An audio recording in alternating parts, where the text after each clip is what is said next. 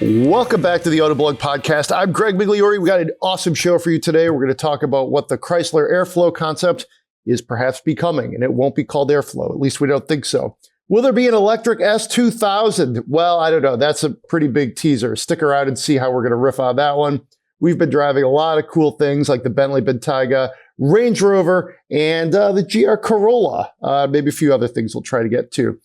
Later in the show, I talked to Hassani. He's the vice president of EV charging and the ecosystem for General Motors. We'll catch up with him and hear about all things on the grid with GM. Finally, we will spend some money.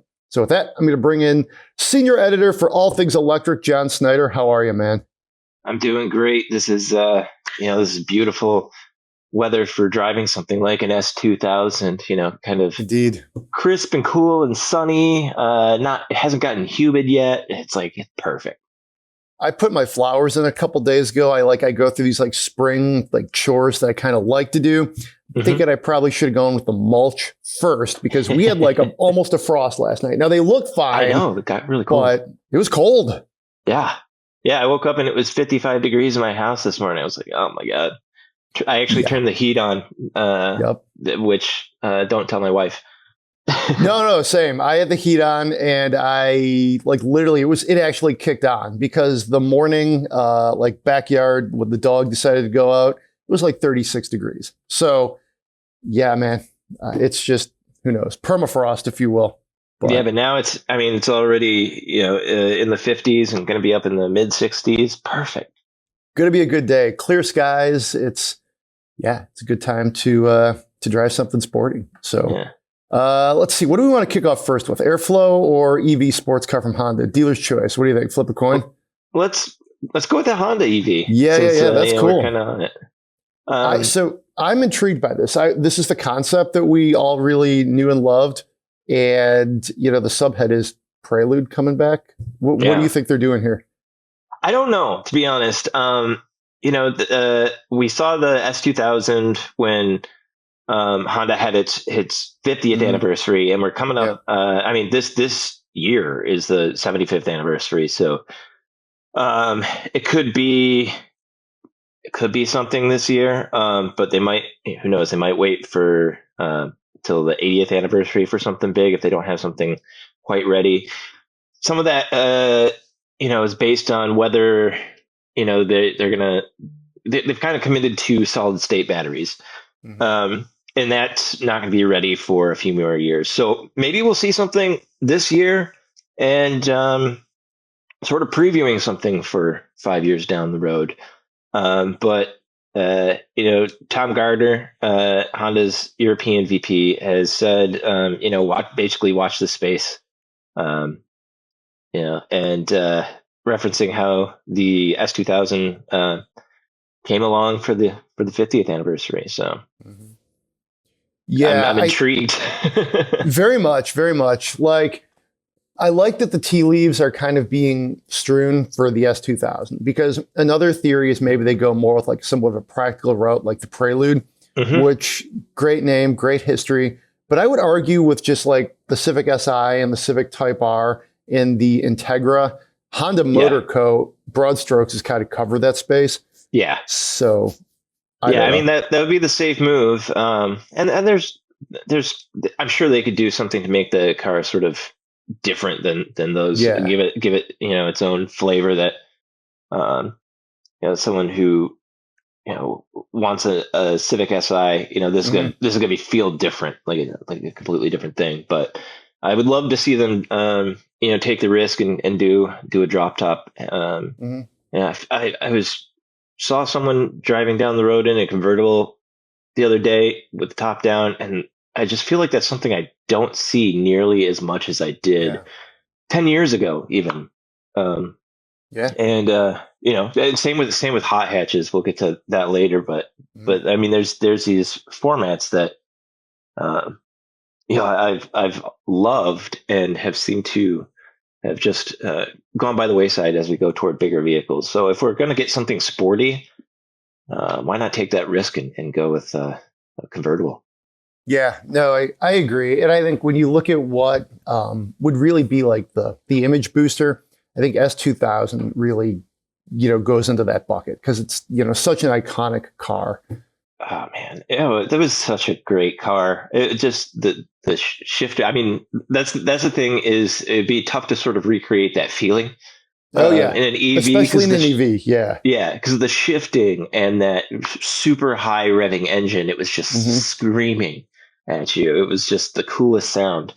But I think give us a drop top and give it really good handling and some sportiness and maybe throw in some trick feature that we haven't thought of yet and it'll stick out. It'll be nice.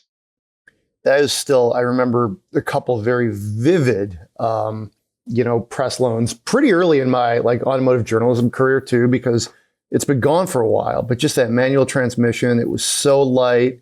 I remember one guy thought it was like an MG or something. This guy I worked with who wasn't with, it was Auto Week at the time, but he worked for I think it was Crane's Detroit Business. He's like, wow, that's a really nice MG you're driving. I'm like, no, this is a S2000. It was the CR, the Club Racer. I mean, I remember it had like a sticky reverse gear and I lived in an apartment at the time.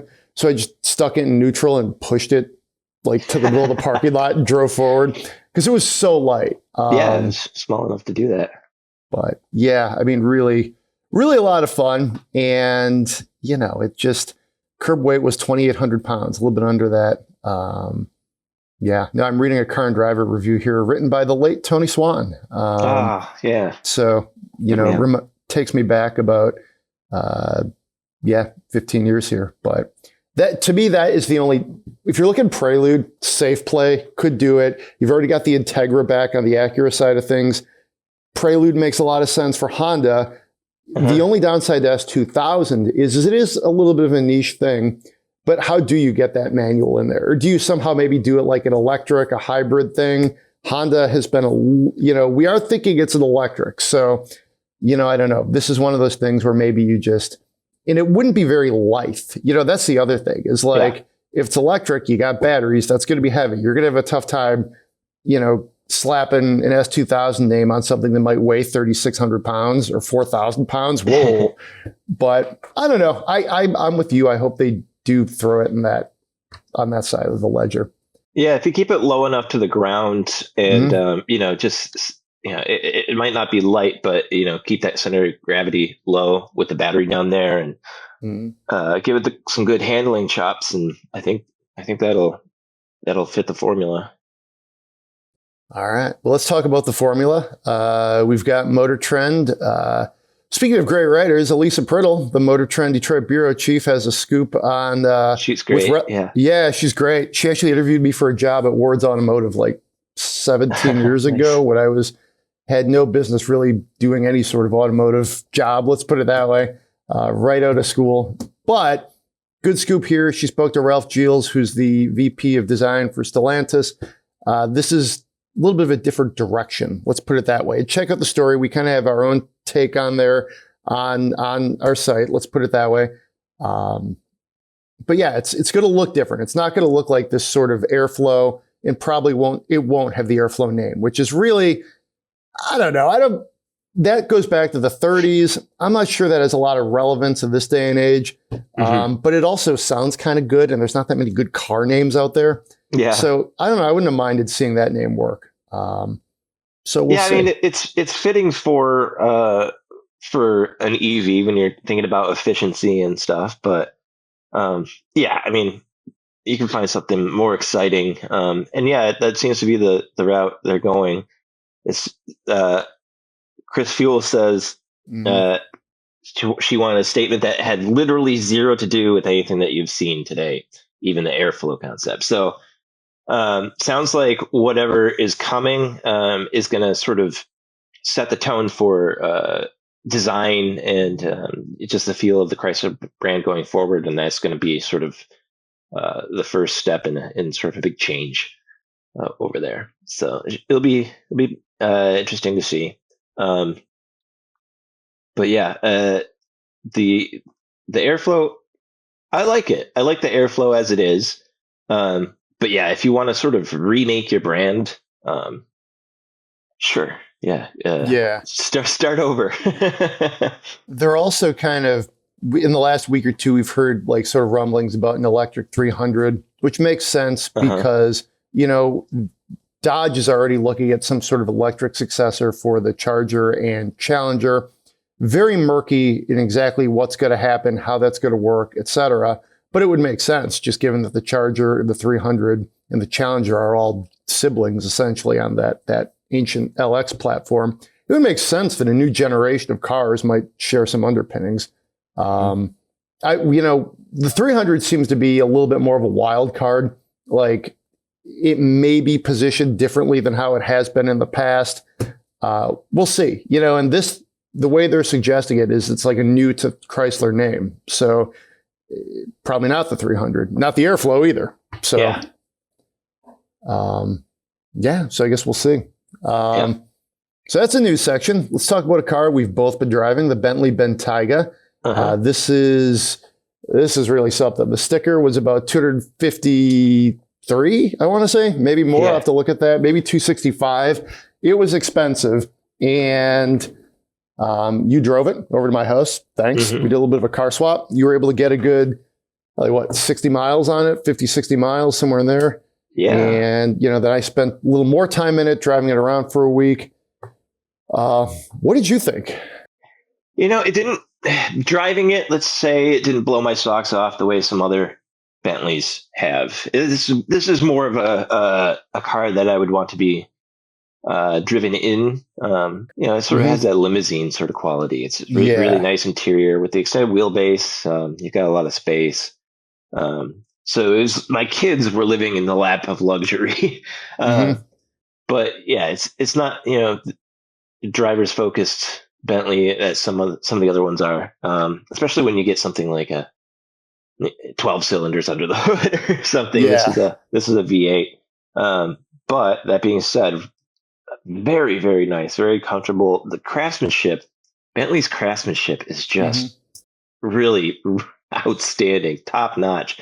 The attention to detail, the way the leather is sewn together, every seam is beautiful. It's really impressive stuff. All the materials, the design, very opulent, without being, I don't know, ostentatious. I mean, it is a little ostentatious, but it doesn't, make you feel sick to your stomach and by, like you're eating something too sweet. It just makes you feel good. But yeah, it's definitely good, good car to be seen in. People definitely take notice of you going down the road. But yeah, I like some of the other, the sedans and those are more my style. Just something more driver focused. Because when Bentley does something that's driver focused, they could do a surprisingly good job with something so big and heavy. But it wasn't. That's not to say it was bad to drive. It wasn't bad to drive at all. It's just not quite as exciting as some of the others. Yeah, I mean it's a Bentayga, so it's like their SUV. It's the 4-liter twin turbo V8, 542 horsepower, and it's a torquey thing with 568 pound-feet of torque. That's 0 to 60 in 4.5 seconds. If you're wondering, it's almost the after show here, because the real thing is, you sit in the back seat, you put down the veneer picnic tables. You've got all the different lighting. I mean, my kid was super spoiled for preschool drop off when that's what you're, you're sitting back there like, business class, first class, however you want to put it. I went out there one night because I was like, you know what? Kind of like you, I was just like, okay, yeah, it's sort of a big V8 SUV, more interesting than like an Explorer or a Tahoe or something, or like a Pathfinder, but nonetheless, still kind of like a fancy SUV. So I went out there and made a cheese plate and sat in the back seat and just kind of hung out for a little bit. It's not bad. Did you have your Grey Poupon? Did I? I do have Grey Poupon in the house. I don't think I took it out with me to the car though. But it was pretty good. I had some Gruyere. Had the LED lights going. And did you sit in those seats? They're airline spec, as they say. Yeah, they're very comfortable. Yeah, very luxurious, very executive. I will say. Mm-hmm. They contour to you at up to 177 different pressure changes, which is wild. Not bad. I did that, and I did the massage, which was good. And then, I forgot, this is funny. The next day before the car was going back, I went out and just did some meetings from the back seat. And then the car fleet guys showed up and were knocking on the door. And I'm like, hey, didn't realize you guys were going to be here at this point. So it was a little awkward, but, it was fine. But yeah, I mean, that's kind of the story is like you buy this if you want, that first class experience. Yeah. And one thing about driving it, I will say, like it is quick, quite powerful. But it's just, the acceleration is so smooth and the ride going down the road is so smooth that it feels very not dramatic, even when you're, doing 0 to 60 in 4.5 seconds, which is, very quick. It's just so, undramatic, very drama free that you almost don't feel like you're going as fast as you are. And that's true of other Bentleys too. I mean, they just, they smoothen out all the bumps and seams, not just in the interior, but also in the drive and in the acceleration. It's just all very smooth. I thought it was a little loud on the expressway for what it's worth. I don't know if you experienced that, but I was a little surprised. I was coming down, speaking of Chrysler, coming down 75, sort of like the northern suburbs. And my thought was, man, even if you're like the Queen of England, like you're in your Bentley, it's still loud at rush hour in Detroit, like on 75.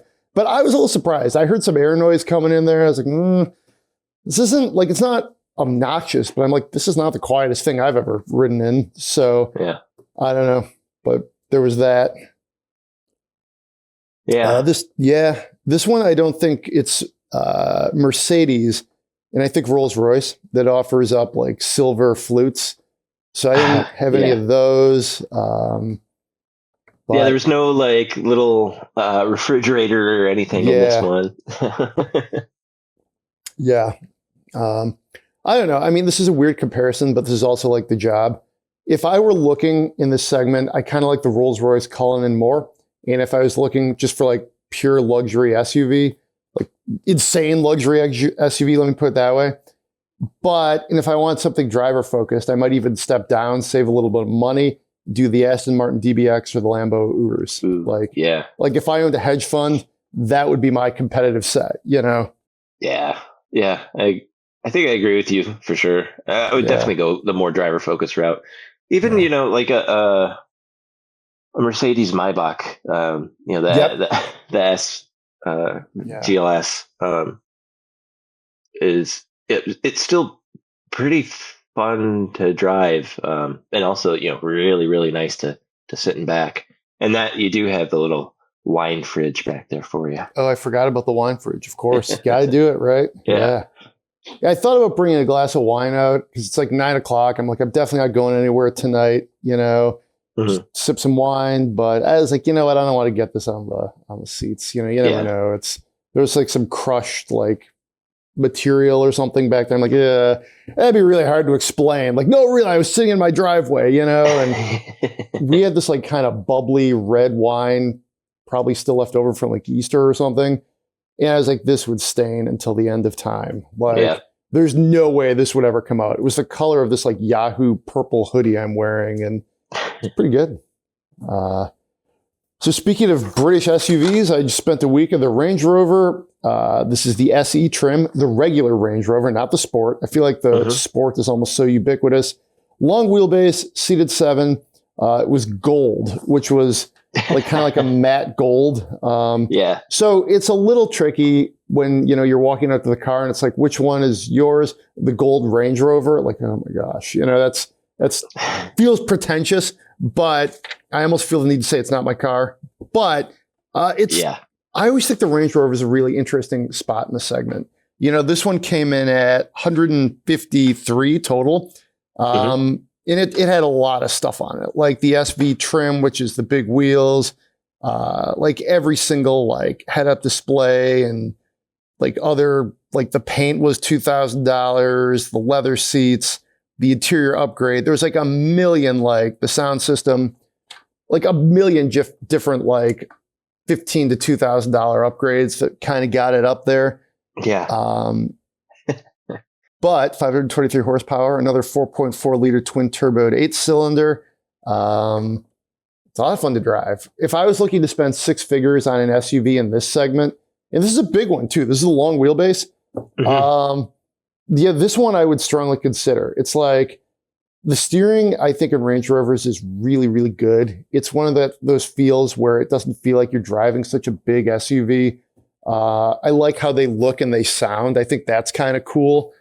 I really liked it. I just, I think there's probably, if you look at Mercedes or BMW or Audi, or like you want to spend this money, you can talk Escalator, Navigator. You can get a little bit more space. You could maybe get an overall quality and reliability that might be a little stronger than what Land Rover can offer you. But I mean, if you're going to drop 153 on a SUV, you've probably got the money to take it to a dealer every now and then. So I really enjoyed driving it. I think it does convey, I think Range Rover does the best job of being like large and functional to a point, but also kind of actually sort of sporty, that I don't necessarily get from like the Germans. Yeah. Or the Americans, because the Americans will build you squared off battleships on wheels, and the Germans are somewhere like, we're sporty, but it's still like I don't think an X7 is very sporty to drive. So, I think if you want something like that is legitimately sporty and like has that British character, I really like the Range Rover. Yeah, and sort of in that price point, you can do a lot of personalization too. You can really sort of make it your own, and it already stands out. You don't really see a lot of these on the road, but you can really make it yours. And you get that sportiness, that utility, that ruggedness, and like just the feeling of driving a Range. They're very smooth and comfortable, but also very capable. So it's kind of it makes you feel good. It makes you feel like you can tackle what comes your way in one of these things, and that you can do it in style. This one had the speaking of kind of fun options, it had the tailgate event suite. So what that means is the tailgate opens up, and it's a clamshell, of course, because it's a Range Rover, and then you can stand up kind of like a lawn chair isn't the right thing, but it gives you like a hard back to sit on. Okay. It folds up, and then there's some leather cushions. Now, is this worth the, I want to say $2,000? I would not say so, but it's super cool. It's, $1,950 on your Monroney. I don't know about that. But you can just sit on the tailgate as it is, but it's cool. I mean, it strikes me almost like, you're like hunting with the retriever with, the powder shotgun somewhere in Scotland. Like that's what you would use this for while you're wearing some tartan and sipping a whiskey before you go on the stalking route. I would be like, hey, Big Ten football game, we're going to sit on this and absolutely bring some Labatt or something. But it's fun. It's a cool little option, and it's very nicely done is I guess what I'm trying to get to. So kind of cool there.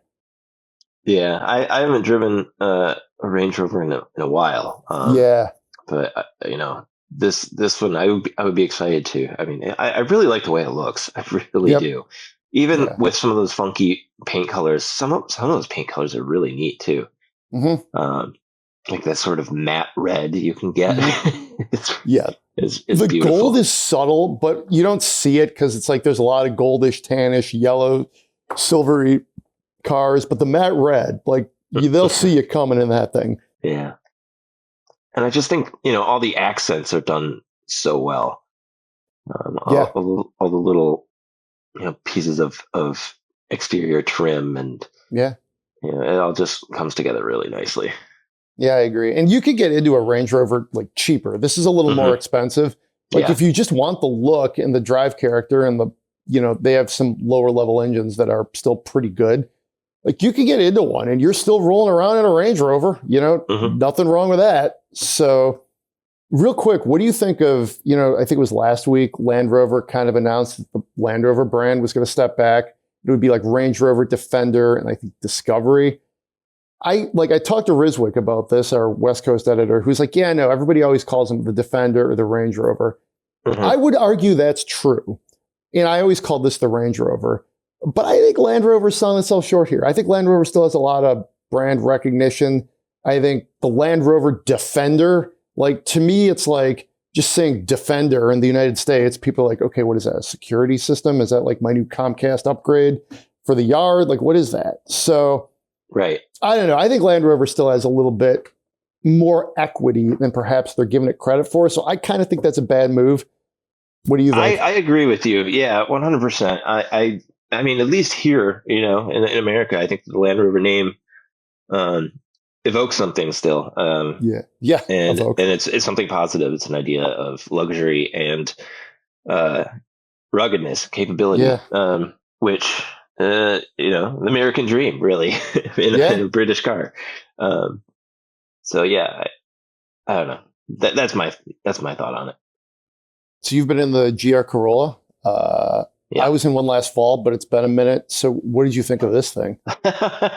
It's awesome. Yeah. It's such a joy. I miss hot hatches. I feel like they're sort of a dying breed. We've had a couple,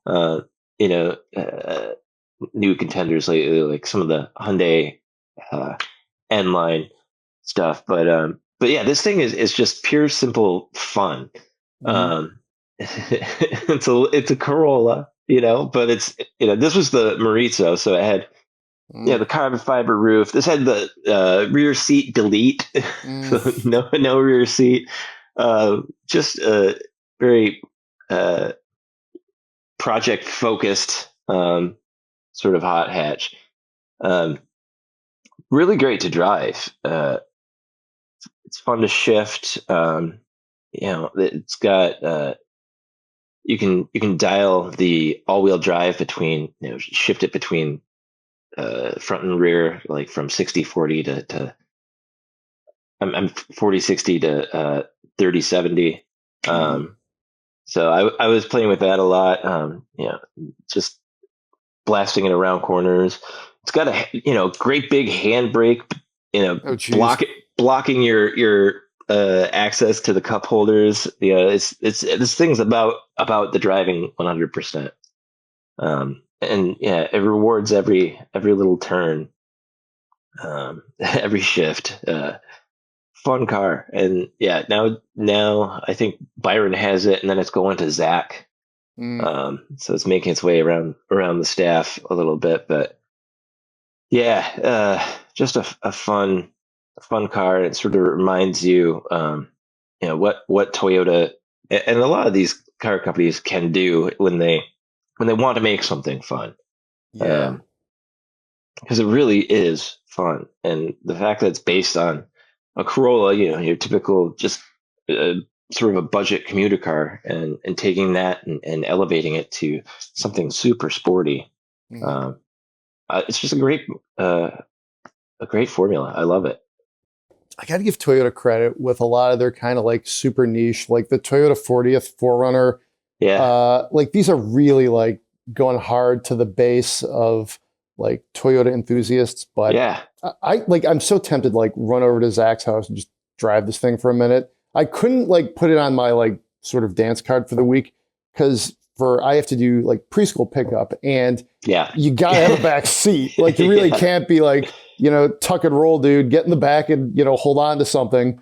But I mean, this to me seems like maybe like the closest to like the Mazda Speed 3 of a decade ago, just in like true focused purpose that you just don't see in like commodity cars that go sporty anymore. It seems like they're always in some ways commodity car dressed up as sporty car, whereas like the Speed 3 and kind of like what you're saying about this one, it seems like sportiness first, which is awesome. I applaud 100%. that. Yeah. And in lieu of a rear seat, there's a bar that goes across the back, and there was one latch tether, for the back tether. So if you wanted to put a a car seat in the front passenger seat if you had a long enough tether. Yeah, that's You could tempting. connect it to that little thing. It was the weirdest little detail. It was like, what is that doing here? Oh, I suppose Yeah. you could put a car seat in there and tether it way back there like a harness. It's funny because like, I mean, I don't think I wouldn't put a 5-year-old in the front seat of a car, especially this car. If he's like 7 or 8 and we're only going a mile or two, it's like, well, wait. It's probably going to be fine. But, I don't know. Yeah. So, I put Wally in the front seat yeah, to he's take him. big. Yeah. He's like adult size. He is. He's huge. But just we took him around the corner to our karate Oh, nice. dojo. Our karate instructor's he's a shop teacher at Pioneer High School, but he's a big Toyota guy. Nice. He's got a last gen Sienna that he has supercharged and wow. airbag suspension. It's really cool. It's Nice. really funny. Is it like lowered or something? I'm trying to picture this. Adjustable. Of course. Gotta do it. Yeah, it's just a sweet custom minivan. But I brought this by, but he'd been hoping to get a circuit edition allocated, but there's so few of them. He had been able to get an allocation for the core, the base model, but he's like, if I'm gonna buy something that's gonna depreciate, I want it to be the one I want. But anyway, I brought this over by, and he was just totally geeked. And like, he's a Toyota guy. He takes his car. He's got a Tundra too that he takes to shows. And you just see how excited he was that there's something like this again. Yeah. And he was pointing out all these little details that he loved about it. Just little things that that you might not notice unless you're a fan of the brand. So it was kind of cool, and just good on Toyota for making this. For their fans and for I'm sure they'll attract new fans with this car too. Oh, for sure.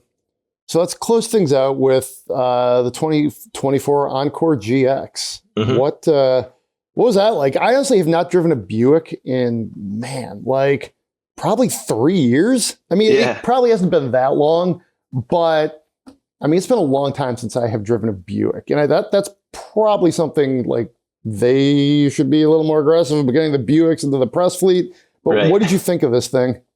It's sort of a funny little thing. It's the Encore, so it's their small thing. It's the GX. It's just a slightly bit bigger. It's the 24, the 2024. So it's facelifted, and I think the facelift actually looks great.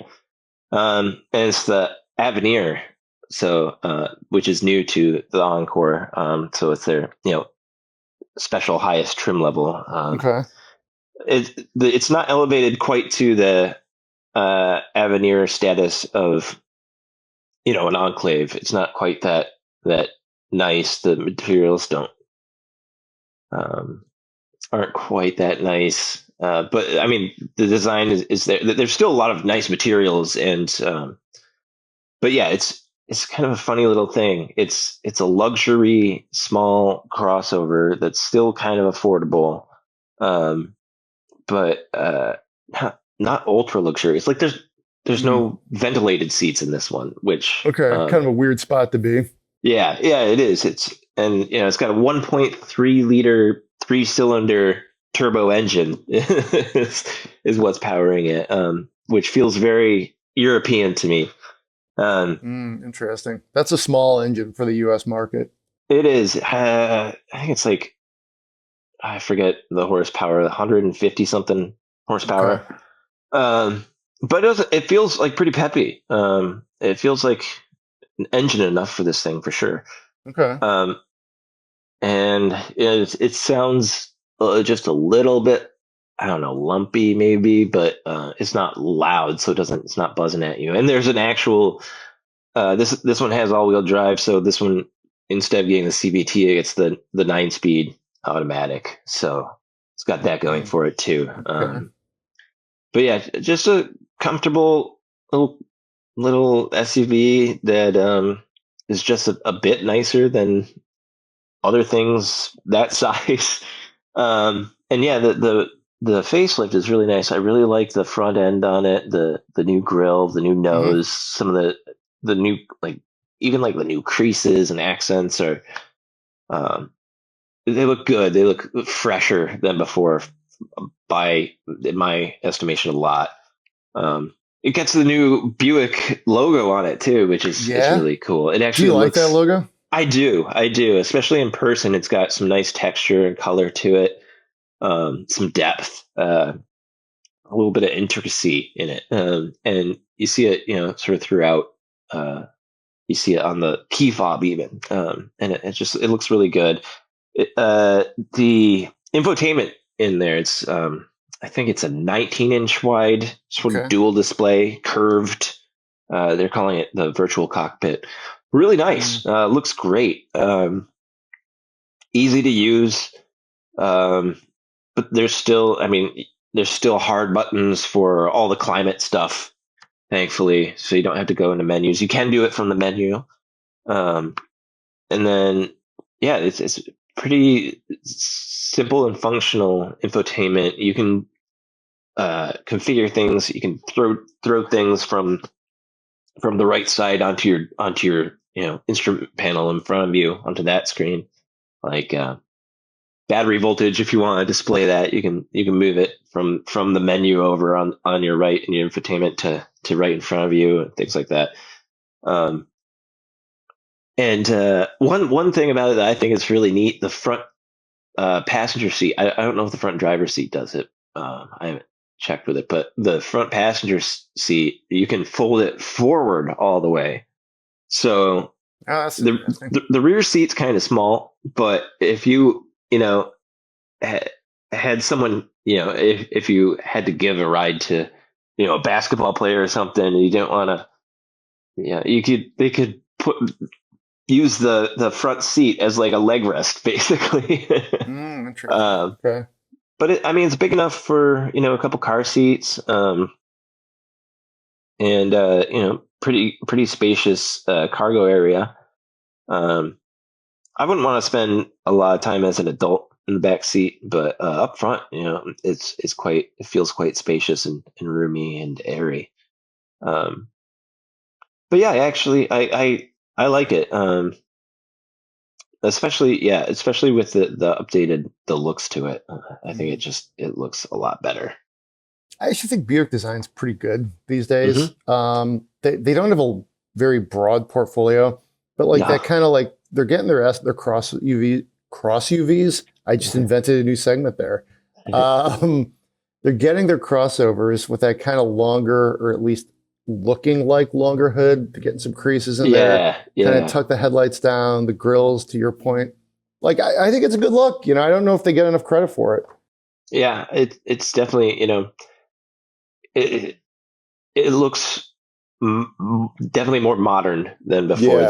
I don't think that the previous design was bad. No, it was just boring, I think. But. And it had been around for a while. And I think this new look is quite nice, and hope to see it on more Buicks going forward. All right. So now we're going to segue over to interview I did with Hassani. He's the vice president of EV charging ecosystem for General Motors. That means he is leading essentially General Motors' efforts to increase EV adoption, but they're trying to do it through how GM relates to the infrastructure, to consumers, all sorts of different things. He's worked a bunch of different places around the world, Canada, the Middle East, Europe, and now here in Michigan. Previously, he was managing director for Cadillac in Canada. So let's segue over to my interview with Hass. Joining us now is Hassani, who essentially heads up General Motors infrastructure. He's one of the guys who is going to help you potentially plug into a new electric vehicle, specifically if that's a General Motors car, truck, or SUV. So thanks for joining us today. Let's jump right in. As you look at just the landscape, the ecosystem such as it is, what do you think the biggest single challenge facing OEMs is today as far as the charging infrastructure?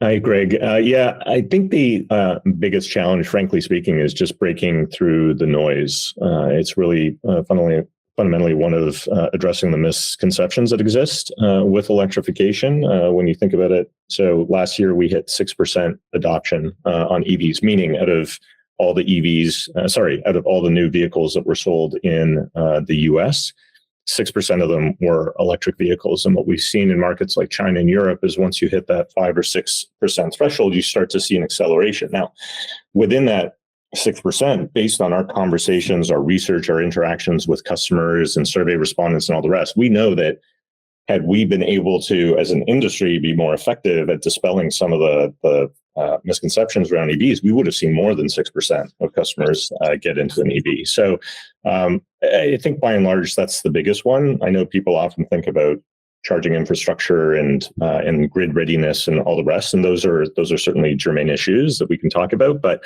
I really think right now our biggest challenge is just breaking through the noise. How do you think essentially we can speed up the growth of the infrastructure? There's actually a fair amount of EVs out there. Almost every automaker has a pretty spotlight vehicle. Yeah. How can OEMs perhaps speed up the growth of the infrastructure? Well, our approach has been, or our thesis has been that absent the automaker investing in infrastructure, it would develop much more slowly because, private enterprise is in there to make money. And today, charging infrastructure is not a lucrative enterprise because of the number of EVs that are on the road not really being at that critical mass that they need for it to be a profitable exercise outside of states like California, as an example. So if you want to build out infrastructure on the highways in rural communities, in markets that don't yet see a huge car park or don't have a lot of, incentives to spur on EV sales, that's where OEMs, automakers need to invest. And indeed, General Motors has put its money where its mouth is, so to speak. Several years ago, we made an investment with EVgo to deploy 3,250 DC fast chargers across 50 metropolises across the US.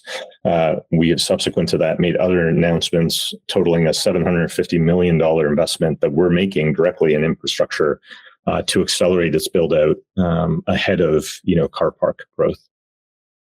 What do you think OEMs need from charging partners, from the different companies out there that are in the space? What do you think they need? What do you need? Well, I'll tell you what we're telling our partners we need. So it's well past the thought into more of an appeal or a directive, depending on our relationship. So let me just put these into 4 categories: reliability, availability, accessibility, and ultimately customer experience, which encompasses all of those, but have a few other elements. So reliability for us means when a customer pulls up to a charging station, they have no anxiety or no doubt that they're going to be able to successfully complete a charge. And any direct investments we're making in charging infrastructure comes with a requirement that our partners meet certain thresholds of reliability, so that indeed any GM customer, frankly, any other of our competitors' customers pulling up to an Ultium branded charger know that they're going to be able to successfully complete a charge without hassle.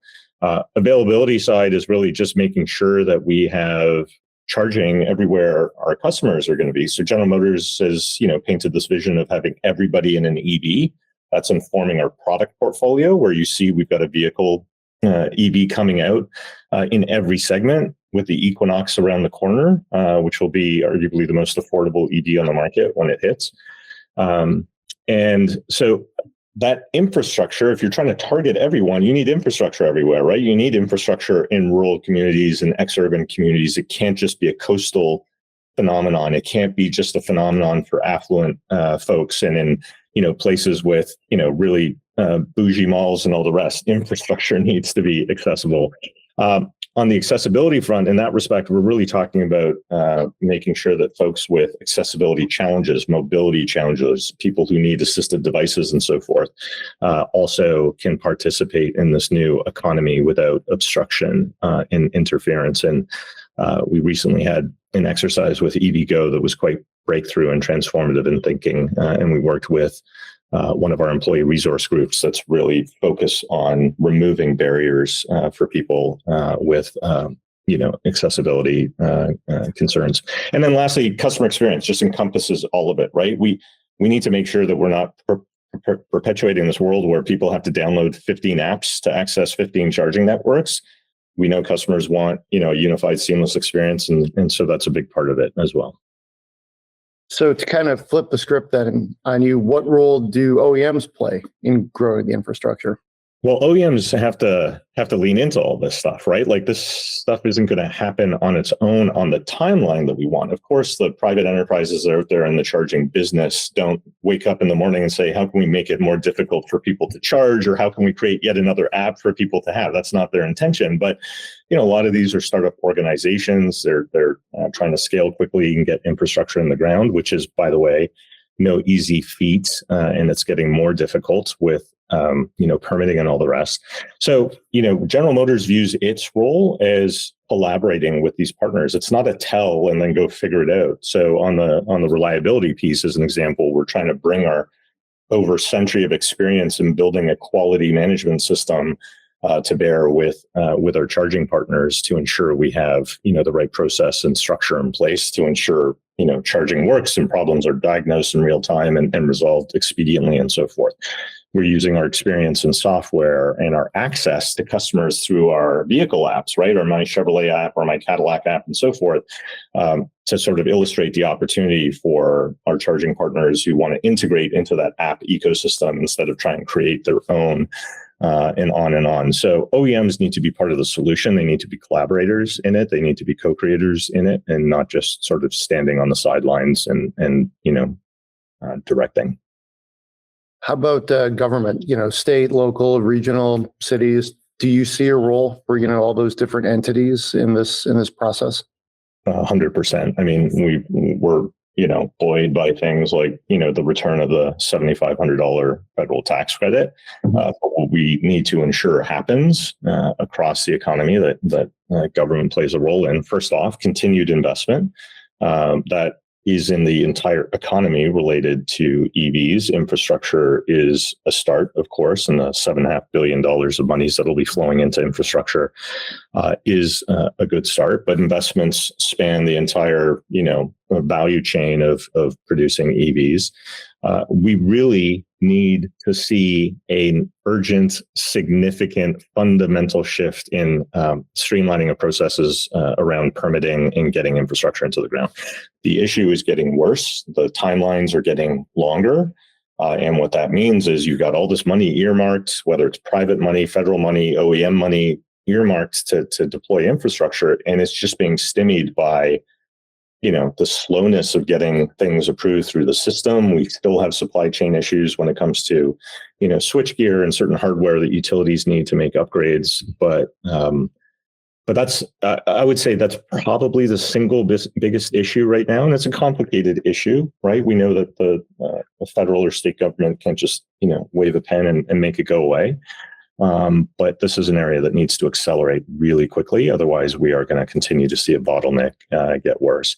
There's some other things that we're already seeing movement on, like ensuring pricing is by the kilowatt hour instead of by time, ensuring new building codes promote infrastructure being in place in the building to support EVs. But if I could direct their efforts in one place, it would be addressing this issue of permitting timelines and that whole process to get infrastructure into the ground. When you look at like home charging, that could be a big part of it for some consumers, depending on where they live. What, I guess, sort of advice or guidance would you have for consumers that are trying to sort of like get on the grid from the comfort of their own home, if you will? Buy a GM EV. I mean, no, seriously. So when the new Beltz and Bolt EV were introduced a couple of years ago, we were the first automaker to introduce both a turnkey home installation program, and by turnkey meaning when you take delivery of the vehicle, we initiate the process, we pair you with one electrician, and they take care of it from start to finish, including the permitting, ensuring you have a future-proofed upgrade in your home. But we also cover the cost of it. with a Bolt, and that program still exists where we're essentially covering the costs for most customers, depending on what your home setup is. Cadillac, when the Lyriq was introduced, offered a program that was different but similar insofar as most customers are getting their 240 volt outlet installed in their garage on us, so to speak. With Hummer, we didn't cover the cost, but we did offer a concierge service to make that an effortless exercise. So, over 80%, 85% of charging is done at home. It's like your phone, right? You're waking up every morning with a full charge, so to speak. And so we recognized that early and recognized that there was an anxiety with how people get charging infrastructure installed in their home.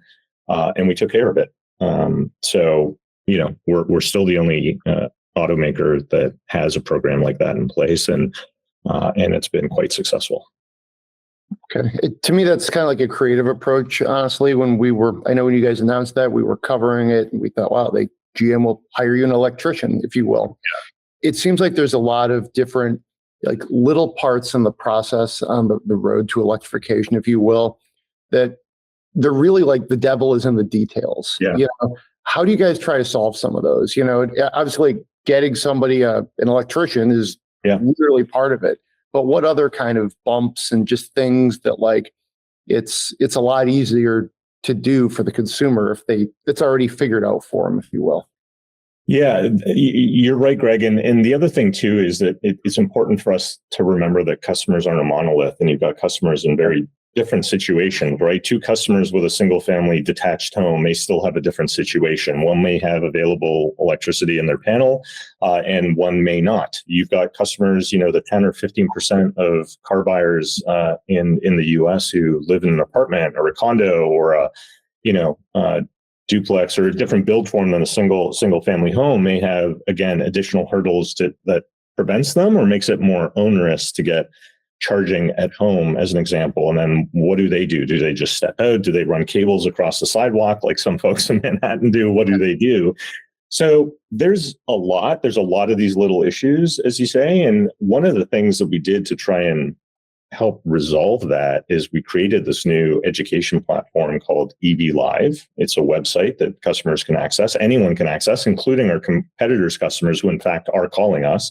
It's evlive.gm.com. It's open 7 days a week, and you're having a live conversation on one-way video. So you can see our EV Live specialists. They can't see you. You're having a live conversation with a real human on an avatar or bot, and they're just answering whatever's on your mind. It's not a pre-recorded script. It's not a sales pitch. We're not trying to sell you on a particular EV. We're trying to get you comfortable with an EV. So that whole studio and the training curriculum around these folks was designed to help people overcome the issues, whether it's a charging issue at home or a charging issue in public. Like, I go on a road trip, can I buy an EV? Answer is yes. Answer questions about the battery. What happens after 3 years of the battery? If I get into an accident, how much am I paying for the battery? Answer, you're not, type of thing. So EV Live was created to help us, first of all, understand maybe those onesie twosie issues that we're not able to maybe get through our other channels, whether it's research or, observation stuff. And it's proven quite effective. As I mentioned, we've got some of our competitors' customers calling us because they can't get answers through their own channels. And then the other avenues are dealers, right? Our dealers are really adept at, gathering this information, getting feedback to us. We've got dealers in the heartland of the country who are sort of trying to, express the issues that are facing some of our rural and exurban customers that we need to address. So it's really just making sure we're listening, but acting on what we hear. You talk about some of your competitors, the variety of different approaches out there. Some of them are basically like, hey, we make you the EV, you take it from here. And then on the other end of the spectrum, you sort of have Tesla, which, designed and built its own supercharger network. Do you ever see a day where GM could pivot to like saying, hey, we're going to have this full in-house sort of charging network? Or is that just something that you sort of feel is best left to others, if you will? Anything is possible in the future, right? When you're dealing with such a nascent industry, it's foolish to be too dogmatic or entrenched in your positions. You've got to always keep your eyes and ears open to what's happening in the marketplace and understand what opportunities present themselves. Our approach for the last several years has been a partner-powered approach. It really stands apart. It's different than than Tesla's approach, but it's also different than every other OEM's approach for the most part. We believe that we can accelerate and combine efforts and combine investments. I mentioned the EVgo deal. We partnered with Pilot Flying J and EVgo to build out a road trip, what we call a road trip charging network, but it's a highway rest stop charging network at 500 of Pilot Flying J's locations.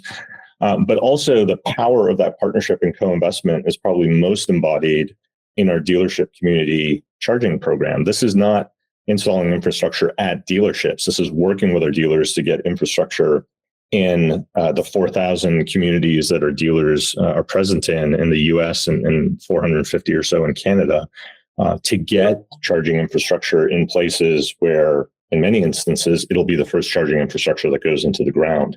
That's something that we can only do through partnership and bringing others along for the ride.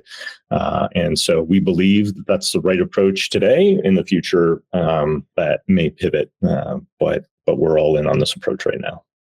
Okay, sounds good. And I like to ask different executives I interview, what are you driving? Do you have an EV in your personal fleet today by chance? What do you drive these days? I drive a Boltz EUV. I've had a Bolt for a couple of years. I had the previous Boltz EUV. I love my Boltz EUV. I'm eagerly waiting to get my hands on a Lyriq or a Hummer or a Blazer or Equinox. As you can imagine, they're scarce because we're trying to prioritize customers. It's kind of hard to be driving around with a Lyriq as a company car when you got a customer like, I've been waiting for this thing for like a year and a half. So I'm looking forward to that normalizing a bit so that we can get into the Ultium based EVs sooner than later. I have a chance to drive them, for a week at a time, 2 weeks at a time. But for now, I'm loving my EUV. I really do. This sounds almost sinful to say. My team may call me out on this, but I've been using a 120 volt outlet in my garage. I did not upgrade to a 240 volt outlet. I will when I get a Hummer or Lyriq, but for now, I'm like about 40% of our Bolt customers get by on a 120 volt outlet. So it's been great. All right, sounds good. That's Hassani from General Motors. Thanks for joining us. Thanks so much, Greg. All right. Thanks for joining again. Check out the site where we will have this in the podcast post. If you want to, dial back in and hear just this part of the show, obviously we'll have it for you on site. So let's spend some money. What do you think there, John? Yeah, heck yeah. I love spending money. All right. Yeah, it's about to be the weekend. That's about what we're going to do going forward. This is a good one. So we have the writer says his in-laws are in the market for a green vehicle, looking for something that might be a good fit. They're in their early 70s. They live in the Bay Area and need to haul a few grandchildren around. They also want to be sure the seats are comfortable, the car is safe, low maintenance. Budget is between 44 and 60 grand. Looking to see if perhaps they could get a tax credit in there. Perhaps they go like full EV, and of course it would need to be domestic made. Currently, there is a BMW X3 in the family for the last few years. Basically, they're thinking a hybrid SUV, but also curious as to our take what a full plug-in hybrid, a plug-in hybrid electric, so they're looking at that, a traditional hybrid, and a full EV. And obviously, if you think of maybe a good, gas-powered car in this segment, we can talk about that too. So a lot of different things to break down, but maybe just give me a couple ideas off the top of your head. First thing that comes to mind, I read this before and thought about it a little bit, but the first thing that comes to my mind is the Hyundai Santa Fe. You could go regular hybrid or plug-in hybrid. Very nice, really nice interior, very comfortable. You could get a lot done on the electric range, some of the shorter drives, but you wouldn't have to worry about it once you deplete that electricity and you're still using it as a hybrid, and just about the right size.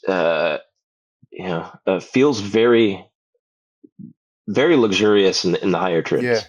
It feels like a very nice car. So that was my first thought. If we're going full EV, man, there's a lot. There's Yeah. a lot Yeah. you could go with there. As always, there's the Mach-E is always a good choice. I don't know. The ID4 I think is great to drive. It's roomy. The tech could be frustrating. Yep. To people. So it depends on how comfortable your in-laws are with menus. And I think even for tech savvy people, the ID4's interface can be kind of frustrating. So I don't know about that. Yeah, I agree with that. But yeah, the Mach-E, I mean, it's just cool. You see people from all walks of life driving. It's very, very roomy, very fun to drive. You got to make sure, there's different, grades with different levels of seat comfort. So you'd want to make sure that the seats were comfortable to you. Like the GT, you're gonna get better seats. So you might want to factor that into that. But yeah, those are my first thoughts. Yeah. No, I agree with the Santa Fe. That was one, I drove that, I want to say last summer. My memory serves. Really liked it. With Hyundais, you get a lot of stuff. Yeah. Like as you move up in the trims, it will feel like a premium car. Especially if you want to go up into that north of the 44 budget, that was the floor, if you will, you'll get a lot of Hyundai for that amount of money. Let's put it that way. And a lot of that is safety tech, like good, usable, passive and active safety tech that is easy to operate, that you don't even really have to think about half the time. Yeah. I would lean into the CR-V hybrid. I think that would be really good. You're going to get a lot of Honda if you spend, you could basically get the top trim and still have money left over. It's a hybrid. You're not going to get the tax credit or anything like that, but you're getting a lot of money, a lot of value for your money. Let's put it that way. And then if you're looking in the, like if you want to consider like a plug-in hybrid, Grand Cherokee 4xe, that actually is, available for the tax credit. You can think Lincoln with a Corsair. I don't know if I'd go that route.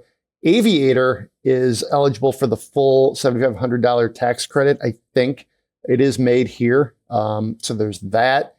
And then if you're going full electric, like you, I would think Mach-E.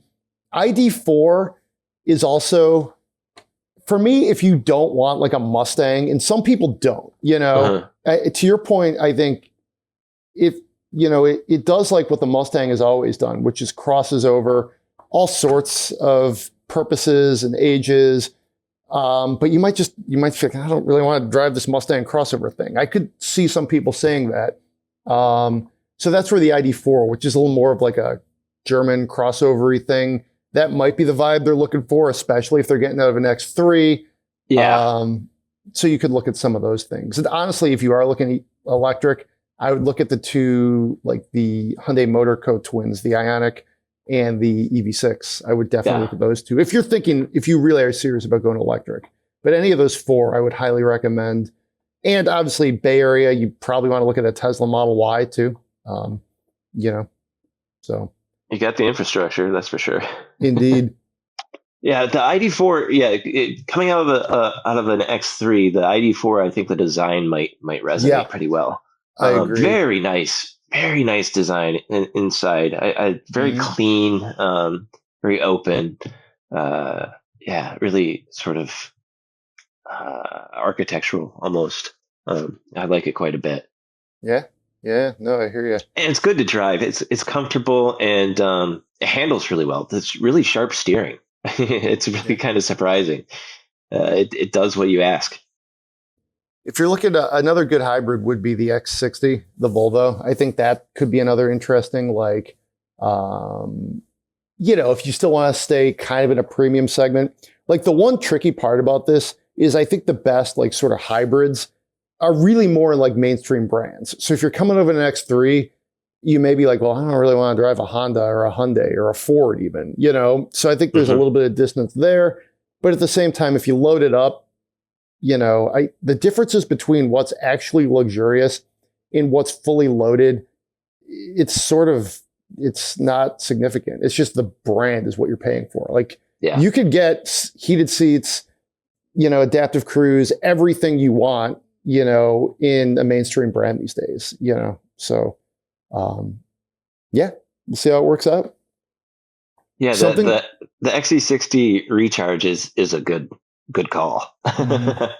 Again, that's you get a little bit of luxury, and that really nice design. Tons of safety, super safe, good to drive, roomy. That's a good call, Greg. I like that. You know what else is a good call is a 1969 Oldsmobile Hearst 455 that just flapped into my inbox during the podcast from Haggerty, and I was like, well, I got to bring this up with John just because it just landed in, like, right now it's on Haggerty on one of their auctions. The bid right now is $13,000. I mean, I'll split it with you if you want. Hey. My guess is it's not going to stay at $13,000 though. No way. Oh, that's great.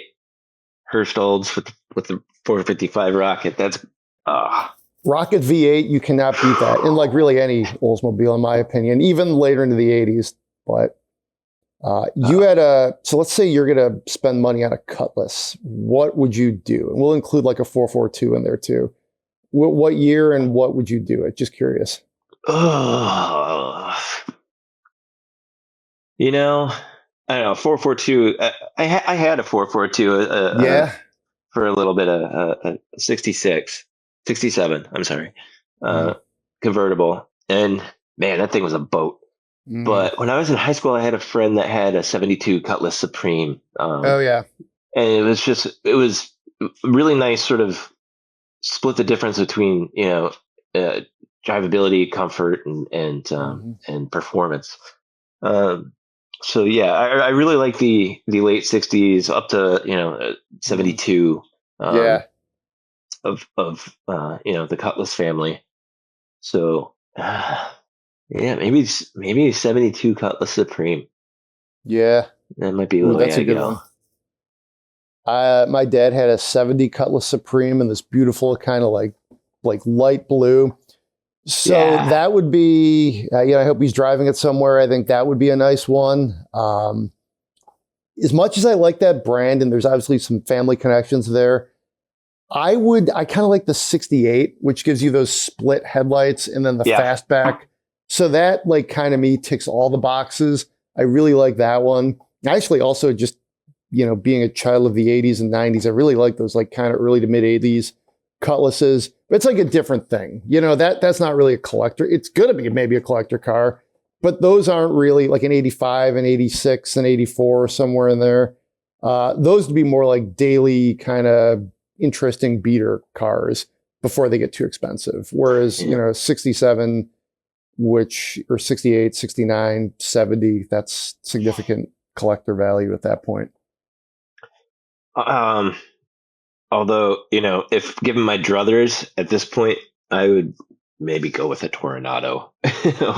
Front-wheel drive, V8. Yeah, that's a very interesting one. That is Ed Welburn, the GM design VP, former head of design and automotive Hall of Famer.